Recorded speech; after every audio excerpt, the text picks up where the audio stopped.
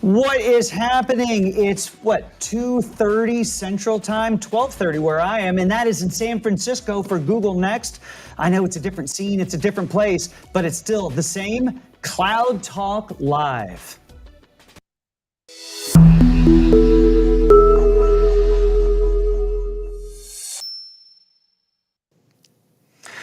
Well, hey everybody, welcome back to another episode of Cloud Talk Live, literally live from Google Next here in San Francisco. So excited to be here, but it's a different time, it's a different location, but it's some of the stuff remains the same. Love for you to introduce yourselves. Down there in the comments, type your name in, type your location in.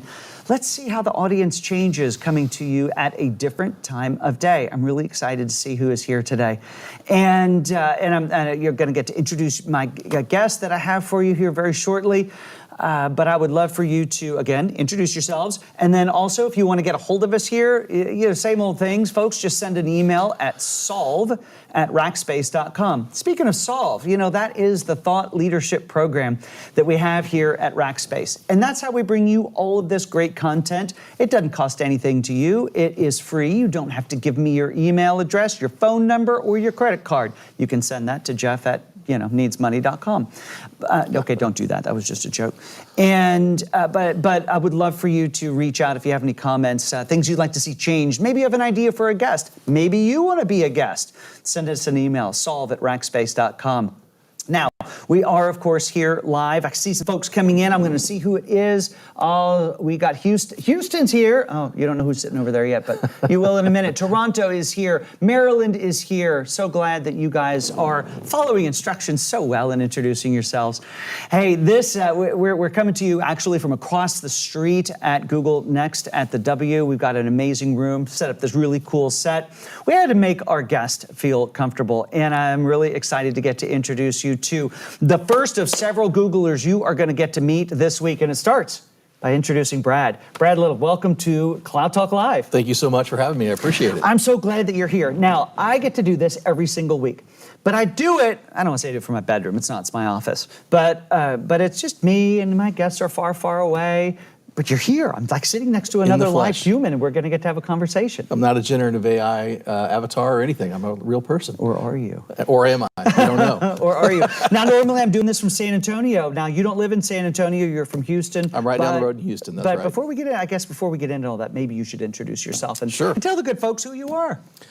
Sure. Hi, folks. I'm Brad Little. I lead the professional services team as part of Google Cloud Consulting, and our job is basically to help our customers learn, adopt, support their solutions on GCP, and ultimately be successful. So we get to work with our customers and our partners every day, and we're happy to be here talking about what we do. Awesome. So glad that you're here. Yeah. Hey, I want to call out a couple of folks. Yes, Gert, I did wear the shoes again. Anytime I go somewhere live, I love to bring the shoes. Who else? We got Maryland again is here. Germany's here. Isn't that fantastic? Cool? Mexico City is here.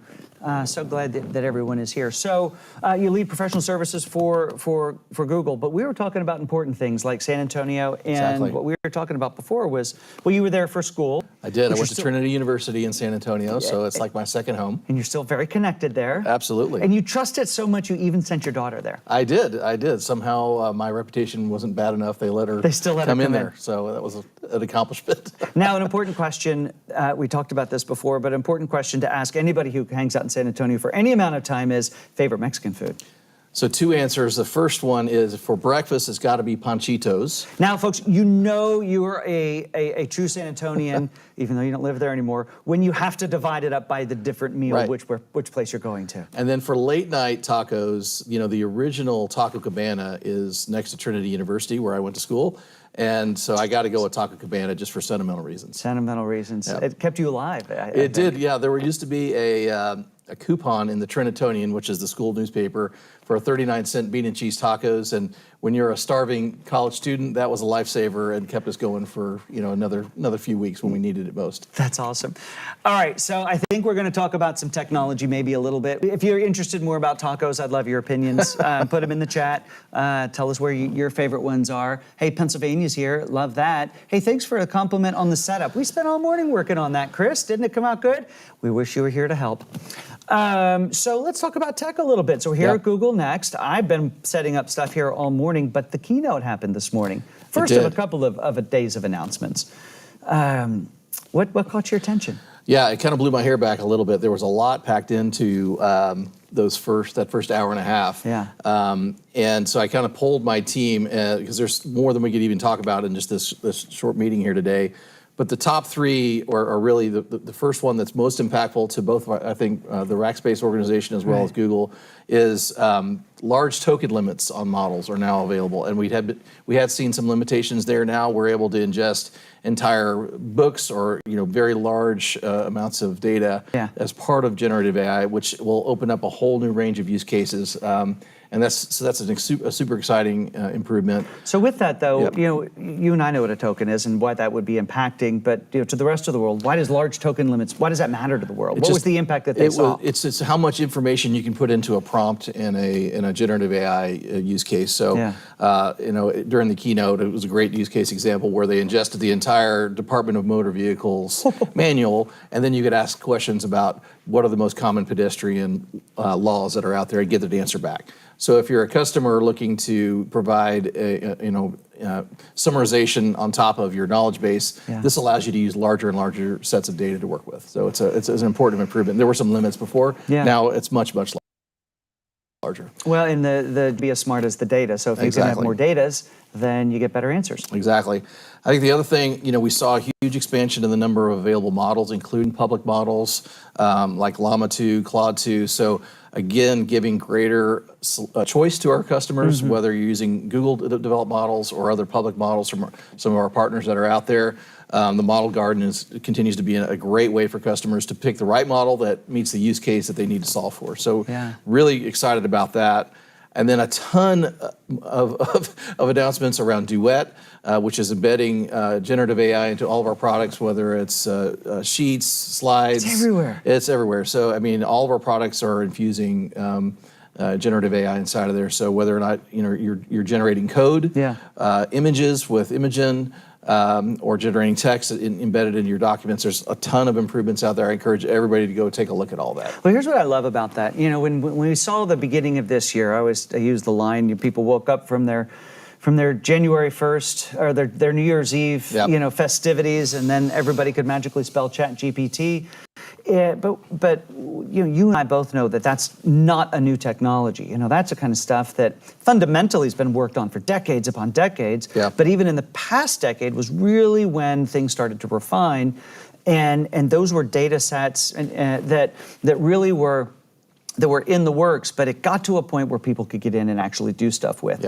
But to call it now back to more specific to Google, you guys, the only cloud on the planet to have how many services that run 1 billion transactions or users a day? I get lost 9 or 10 at least. 9 or 10, 11 or 50. It just goes up. But here's what I love about it is when ChatGPT showed up earlier this year, and the light bulb went off of why data mattered. If we just get back to the fundamentality of it, and that is that data matters so that you can put it into an intelligent service to ask questions of it. That's right. Now what you're doing, when you guys have talked about how you've infused those capabilities into the tools that people use every single day, that use case becomes even more personal because they're in doing the things that they do. Start this paragraph for me. I need to communicate this thing.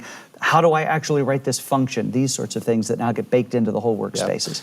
Well, that's exactly right. And that's why it's important for our partners and our customers to understand there's a big difference between general purpose large language models and fit for purpose large language models. So things like ChatGPT and of course Bard, they're great, but they are general purpose models essentially meant for consumers. But for large enterprises, they need a much more robust and tailored approach. That's right. Built on top of highly curated and very clean data sets to get the answers you back. Otherwise, you get into hallucinations and all these other kinds of things that can be overcome, but it's important to understand the model that and the use case you're going to be using. Who would have thought that this time last year that we would be referring to computing having a characteristic of hallucinations? And now it's just common to the rest of us. It's in all of our vocabularies now. I know. It's really interesting, but I'll go back to those use cases because even though the folks in all of these enterprises have been clamoring for clean data and looking for budget and looking for projects to be approved, it took these sorts of That's things right. where this, I think that you see the C-suite really light bulbs going off, going, hey, I can ask this of Sheets, or I can ask this inside of Docs. I actually want to ask this question of my financial system. I want to ask this of CRM. I want to ask this of my contract database. Exactly. Now he goes knocking on the data team and goes, yes, we know how to do that. Well, people have been using this phrase that data is the new oil. And that's kind of been thrown around, to your point, over the last 10 years. And, conceptually, okay, yeah. But I think the generative AI has made data accessible to the average person. It makes it accessible to executives in an easy way. And so the light bulb, you're right, has come on. And so customers are now, the conversations we're having start with generative AI, but they rapidly move into, okay, how do I improve on my data strategy? How do I migrate my data to the cloud in a way where I can access it in a way? It also raises important questions about data security. Sure does. Because you don't necessarily want to allow your HR information data to be sitting and easily accessible by generative AI, where anybody in your company can ask what the CEO's salary is. So that's right. You have to be much more thoughtful about data security and how you want to architect all this stuff. Yeah, those days of security by obscurity really don't fly anymore. That's right. We saw that melt away. I come up in technology out of the SharePoint space, and one of the first things that happened was there was so much security by obscurity. It was just hidden in a subfolder of a subfolder of a subfolder. All of a sudden, you get an index. I mean, you guys saw this as well when you started putting appliances into organizations, and all of a sudden you do a search on, reporting structure beneath the CEO down to the janitor, and now absolutely, that can all be that found. unstructured data is now accessible and easily recognizable. It's a powerful tool. But you sort of had to look for it before. Now you can just ask for it. Yeah. Exactly right. Which is the whole generative thing. You mentioned the phrase "data is the new oil," and that I think the data scientists and analytics folks came up with that one just because they were beating the drum of how important data was. Without that light bulb use case, and now where we are, the light bulb use case has gone off. Everybody's making the run. I've heard the phrase that data is also the oxygen, which I think I'm liking more because if without it you die. That's probably a better one than greasy oil and all the My favorite one really is data is the soil, is the dirt. It's the soil that your business grows up out of. I like it. So we can talk analogies all day long. You coined it here, I guess. okay. I know. You heard it here first. You heard it here first. I get a nickel anytime anybody uses it. So send those to jeff@needsmoney.com. That's the second time I've said that today. I'm really not that hard up for cash. All right, so we were talking about announcements. Let's go back to announcements. I think you had one more maybe. One more. I think, the CEO of NVIDIA joined Thomas on the stage, and they are the cool kids on the block. They are the cool kids on the block, so we were very happy to have him join us. It was an announcement about a deeper partnership between our two organizations to optimize AI compute, and just some incredible context there. Part of the NVIDIA solutions will run on Google Cloud Platform, so we're super excited about that. Right. So I'd draw your viewers' attention to those announcements. I think it's very impactful for our business for sure. Yeah, and we'll be doing sum-ups of all these announcements and why they matter as the week progresses, as more data comes out about it. So you want to pay attention to that stuff. But Brad, you're with you leading professional services for Google here in North America. What announcements? I think you've got a little announcement that maybe hasn't been announced yet. Maybe we can. We're going to give you early announcement status on the webcast here. So we're getting the scoop. Starting tomorrow, we will be announcing Delivery Navigator, which is a platform for our partners to use that will give all of our partners access to our internal tooling, methodologies, and ways of working in Google professional services and cloud consulting. We want to help our partners and our customers adopt the platform as rapidly and efficiently as possible. Yeah. And Delivery Navigator is a way to do that. It's also enabled by generative AI. You can't make a product release without having Gen AI on top of it these days. Nothing releases without Gen AI in it. But what it'll allow is for our partners and our practitioners to ask questions about how do I do a VM migration? What's the best architecture for any given use case? What's the best way to create a cloud foundation? And we also feel like we have a responsibility as Google Cloud to set some standards for the overall professional services world. Good. I mean, our customers are, they see us, they work with a lot of partners, including our team, and they're saying, hey, look, everybody's coming in with different ways of working, different lingo, different deliverables, different phases. Yeah. There's different definitions of what a foundation is. Can you please bring some order to the overall market. So this is another way that we're doing that. We're providing it free to our partners. So you'll see more about that in our announcements tomorrow, and we're excited about it. It's been we've been working on this for the last 2 years, and our team has been. It's a Google developed product with Google content, but also we want our partners to collaborate with us and contribute content back into it. We've always come from an open source mindset at Google, so yeah, you have. We want Can you you to, say containers? to help out. Yeah. We can do containers. That's right. That's right. Well, I mean, you led the market. I mean, you invented them, and then you gave it away. Exactly. Which is sort of the Google thing. Well, the idea is customer first, and so how do you make it easy for customers to adopt the platform?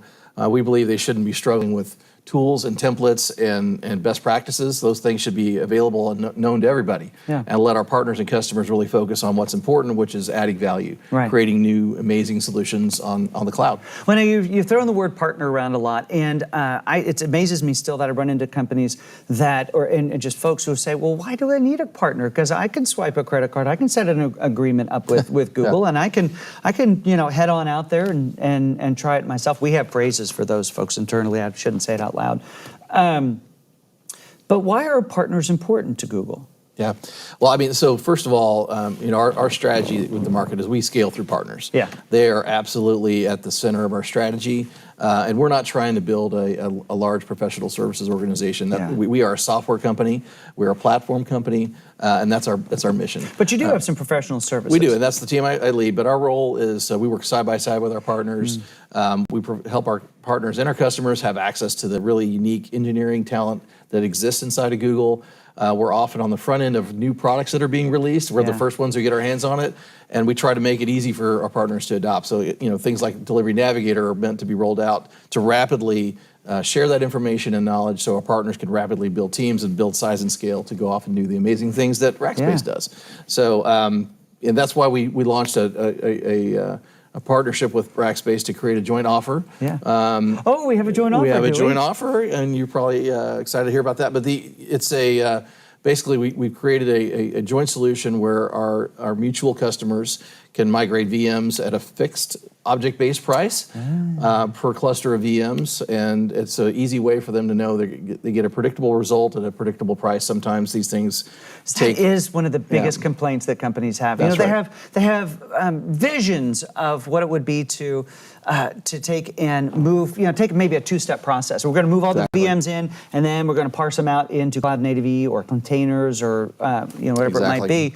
But a lot of companies get stuck. And then once they get stuck, they've moved into a model that maybe isn't economically as consistent or as beneficial as even just running some VMs on a hypervisor somewhere.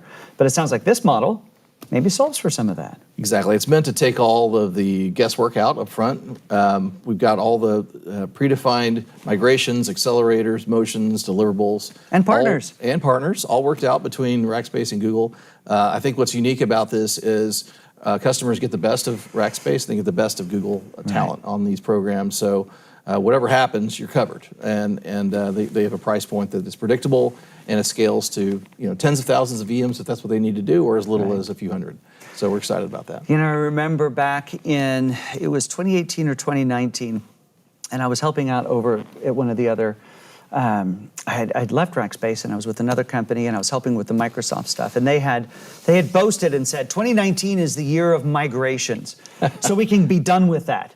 As if they could be done with that. As if anybody could be done with that. Yeah. But yet there's still the amazing innovation that's occurring in this space, because there still are so many workloads yet to be in the most optimal location for them. That's right. There is a lot of room left to move to the cloud out there. And there's good reasons why some companies have been a little hesitant, but I think we're well past that now. And especially for those that want to fully adopt the new generative AI capabilities that are coming out. I mean, that information needs to be in a flexible and scalable environment like the cloud provides. Yeah. So, I mean, what we're seeing is the energy around AI and generative AI is reigniting a lot of stagnant conversations or stagnant programs that maybe coming out of the pandemic, people kind of slowed down a little bit.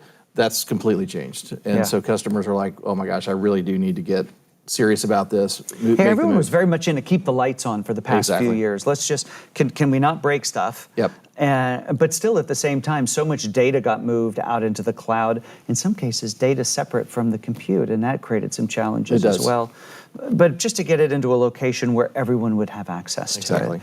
But now it's time to really think about how to innovate to not just get ahead, not just survive, but very much get ahead. Absolutely. And moving to cloud doesn't mean everything has to be in one cloud either. Right. We're a big believer in hybrid cloud. That's why we created the Anthos technology. Allows our customers to manage their infrastructure in a hybrid way, whether in multiple clouds, even with part of your data on premise, you can do it in a seamless way. So, we believe we've never been a believer in forcing everybody into a single monolithic platform. That's never been our way of working, and that's not, frankly, how we work inside of Google either. So we want to make it easier for our customers to do the same thing. That's interesting. But I do appreciate how far ahead you guys were with the Gen AI stuff.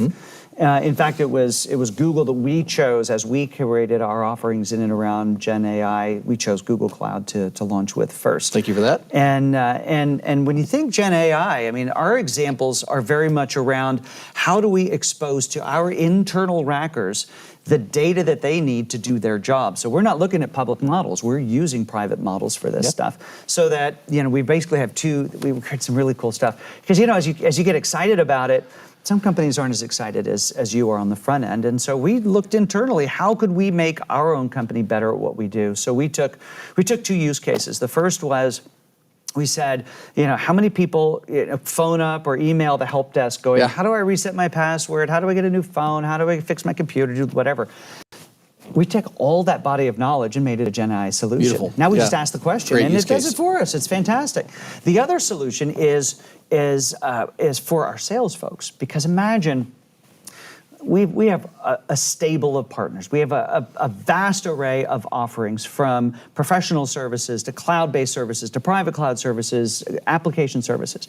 And it's hard for sales folks to stay up to date on all of the things. Well, we took the engines and pointed it at internal SharePoint sites, at internal wikis, at internal files, the unstructured file share stuff, and now we can ask the question, what's the right way to build a Google Cloud environment for this type of a thing? Here's all that information. We can even ask them and say, now, write an email for me that has all of the top 5 benefits of that to this customer, and include these types of things, and off that comes. Those are all great use cases. I mean, summarization of large bodies of data is probably one of the fastest return to value. We're able to do these in 2 or 3 weeks, in a non-productive state, but get customers to a point where they can understand it. We worked with companies like law firms, who have massive volumes of data. Tell me the last time we had a case that involved X, Y, and Z. Boom, here's the answer. We've had customers like U.S. Steel, it was discussed in the keynote this morning, where we assisted them to summarize their maintenance history and vehicle information to help their maintenance and repair folks better diagnose and solve mechanical problems. At least a better reliability, vehicle safety, and all this kind of stuff.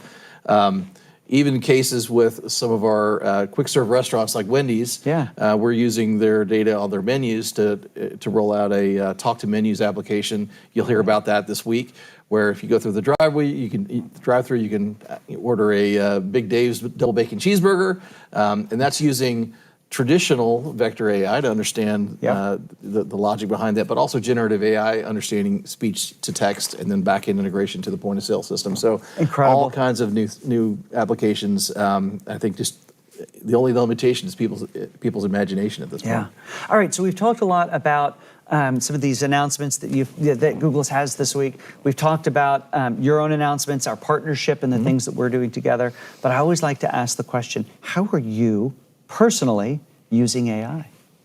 How am I personally? Oh gosh, I didn't give him any hint that I was going to ask that question. I love the inside of Google Docs using generative AI to help me start an email or write a large summary. I had to write a position.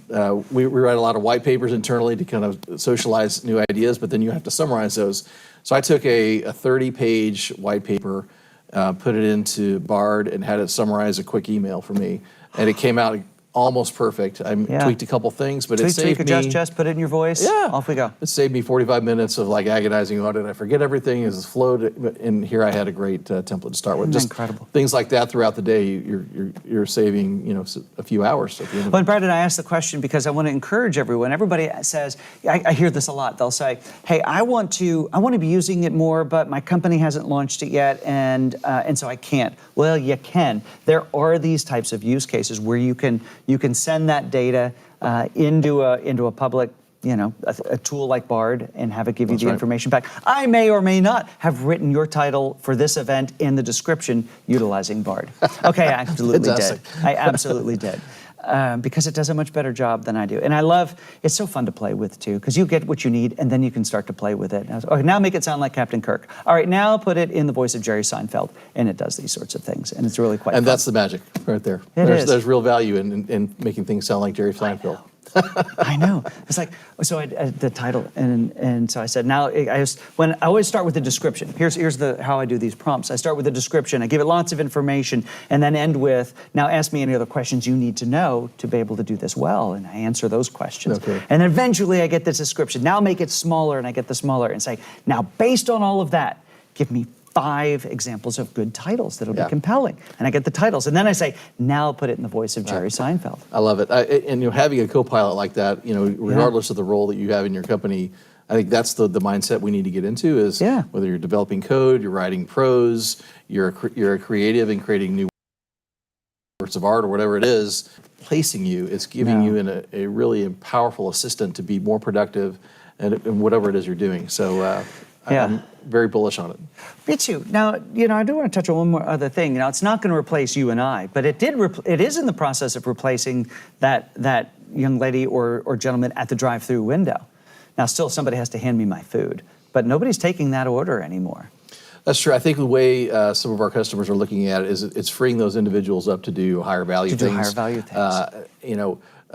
Making sure the orders are accurate.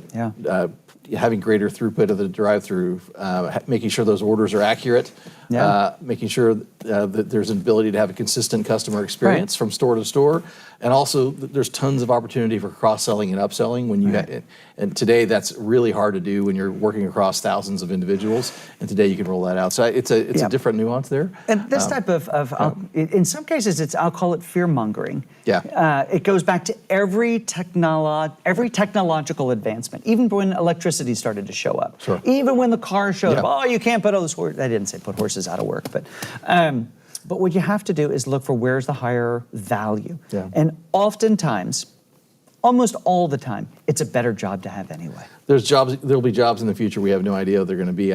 Like today, 5 years ago, no one was talking about prompt engineering. No. That's a job now. 100% is a job. Crafting those prompts in a creative way is super important. I have a colleague, Ben Royce, who teaches at Columbia University. And he has gotten to the point where he is grading his students not on the actual papers they write, but based on the prompts that they put into the generative AI tool to generate the paper. That's brilliant. And it shows you, if you write a correct prompt, you actually have to understand the content and the knowledge to produce the thing. And so it was really creative. Apparently it was controversial with the university, but Ben, he found his way through that. He found his way through that. I was literally watching a video last night on prompt engineering, and here's a little tidbit for you before we close up, is at the end of this prompt engineering, the person would always add, think deeply about this before answering. And that made a tangible difference in the results. Absolutely. Isn't that amazing?